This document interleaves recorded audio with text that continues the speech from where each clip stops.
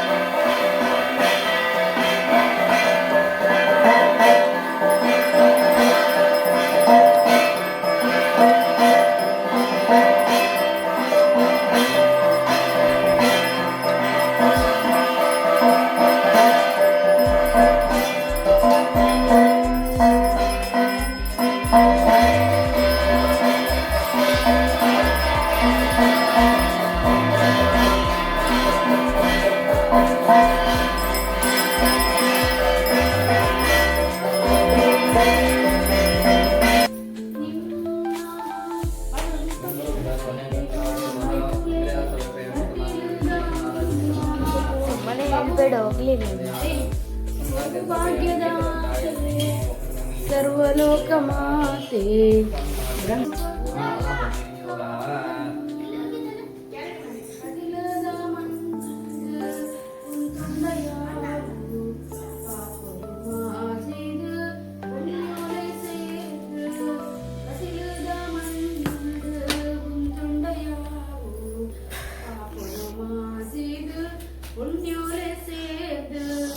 ಅಂಚಿನ ಮಣ್ಣಡೆ ಕುಂತುದು ನಟ್ಟನುವೆ ಅಂಚಿನ ಮಣ್ಣಡೆ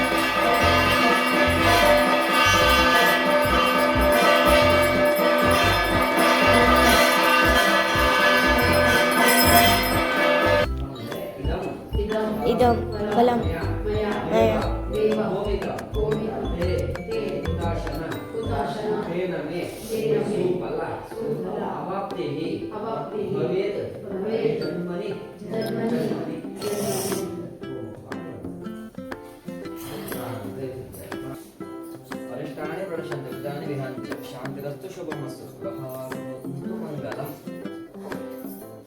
आवडते तिथे म्हटलं हम ये मोत्र रहस्यार्यं केनवादि प्रणया नवदुःखेर्नादेवनान्तरः प्राप्यद सुखशान्तिरं मङ्गलम्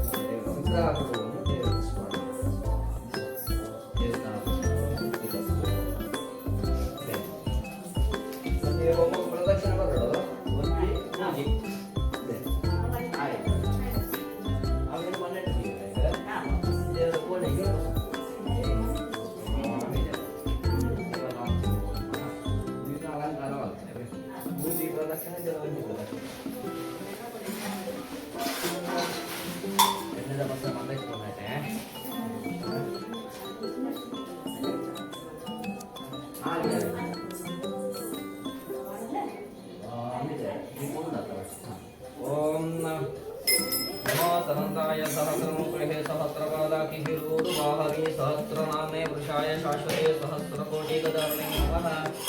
नमो ब्रह्मण्यदेवाय बुद्धामृताय च जगन्ताय कृष्णाय गोविन्दाय नमो नमः। यत्र योगीश्वरः कृष्णो यत्र पार्थो धनुर्धरः तत्र श्रीविजयो भूतध्रुवः मम अनान्यश्चिन्तयतु नास्ति तेषां योगक्षमहं यं सर्वेषु आरम्भकार्येषु ब्रह्मणेश्वराः देवानत्रमेषाताः स्मरते सकलकल्याणं भजत्रजायते मङ्गलं भगवान् विष्णुर्मङ्गलमधुसूदनः मङ्गलं देवकी पुत्रो मङ्गलयोगध्ययः दीपावली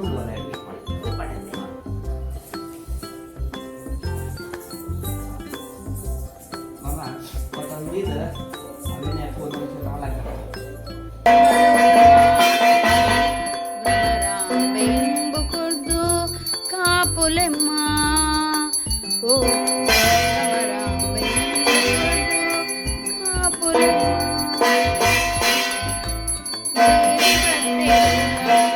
ದುರ್ಗೆ ಬತ್ತೆರು ಕಣ್ಮಣಿ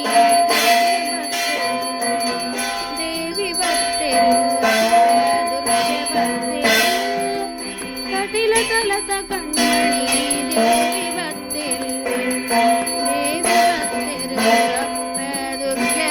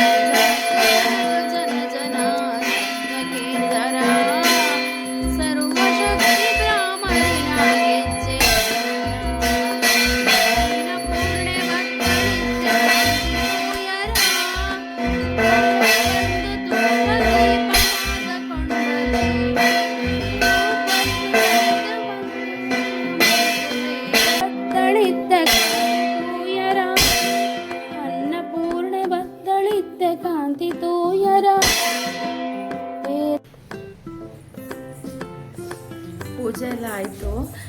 ತುಂಬಾ ಖುಷಿ ಆಗ್ತಾ ಇದೆ. ಯಾಕಂತಂದರೆ ತಾಯಿಯನ್ನು ಒಂದು ಅಷ್ಟು ವಿಜೃಂಭಣೆಯಿಂದ ನಾವು ದೇವರ ಒಳಗೆ ಇಡ್ತೇವೆ ಅಂತ ಹೇಳಿ ನಾವು ಎಣಿಸಿರೋದಿಲ್ಲ.